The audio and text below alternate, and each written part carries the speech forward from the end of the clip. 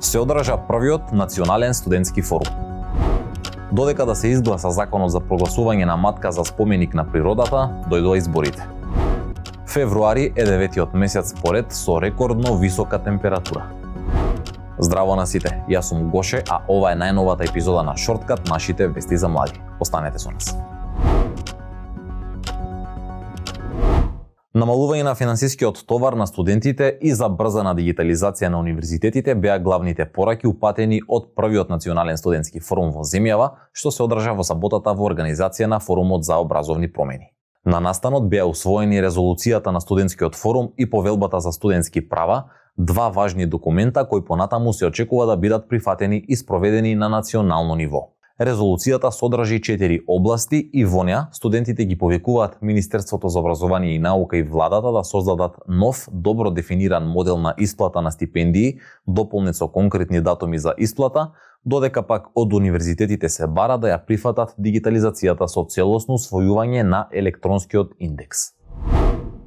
Законот за прогласување на кањонот Матка за заштитено подрачје од трета категорија, споменик на природата, веќе една година стои неразгледан во фиоките во собранието, а на само 2 месеци пред изборите, пратениците најавуваат дека ќе го стават на разгледување во Собраниската матична комисија за екологија. Со оглед на краткото време до изборите, овој закон тешко дека ќе биде усвоен. Матка е уникатен природен резерват кој речиси 2 децении не е заштитен. Пред една година владата го усвои законот за прогласување на Матка за споменик на природата и истиот го испрати до собранието, но од тогаш законот остана во фиока.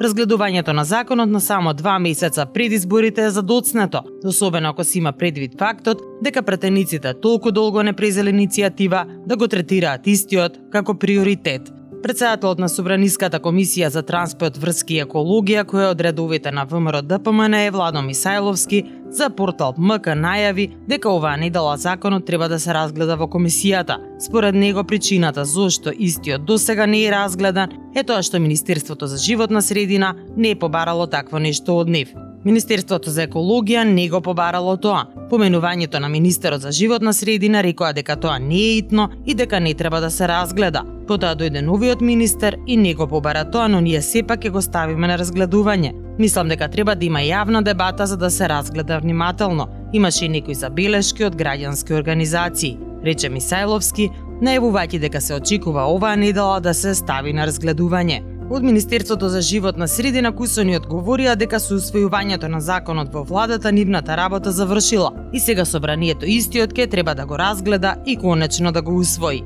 Откако владата го усвои, тогаш од Министерството за животна средина изјавија дека овој закон ќе овозможи не само заштита на природните вредности, биолошкиот диверзитет, туку и дека ќе се создадат нови можности за управување и одржлив развој на екосистемот. Недостатокот на заштита на матка е нотиран и во последниот извештај на Европската комисија за 2023 година во делот на заштитата на природата, каде што се нагласува дека процесот за прогласување на Студенчишкото блато, кањонот Матка, Охридското езеро и Белчиското блато како заштитени подрачја се уште не е завршен. Продолжуваме со проблемот што ги засега младите лекари. Дел од нив се незадоволни што со месеци не се викнати во ниту една здравствена установа во земјава на задолжителна пракса која мора да ја поминат ако сакаат да се запишат на специјализација. Младите лекари велат дека иако Министерството за здравство со закон ги обврзува и ги условува, ако сакаат понатаму да се усовршуваат, да мора да одат на практична работа, сепак државата во моментов не им нуди места на сите каде ќе можат да ја завршат оваа обврска. Тие ги повикуваат надлежните институции веднаш да го решат проблемот, бидејќи во спротивно ќе бидат доведени во ситуација да им биде ускратено правото да се запишат на специјализација во септември. Праксата на младите лекари им следува со закон. Како последна вест за денеска ви информираме за влијанието на климатските промени и затоплувањето на планетата.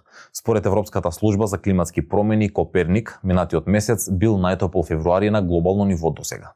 Истовремено, ова е 9-тиот месец поред во кој е измерена рекордно висока температура. Ако се видат температурите за февруари 2024 година само за Европа, тие се за дури 3,3 степени Целзиусови повисоки од просекот за февруари во последните 30 години. Овде е крајот на денешната епизода на Шорткат. Ви благодариме што бевте со нас. Ве чекаме да ни пишете на Инстаграм и ТикТок доколку имате сугестии или предлози и секако читајте ги содржините на Метамака. Се гледаме следниот четврток во исто време. Чао, чао.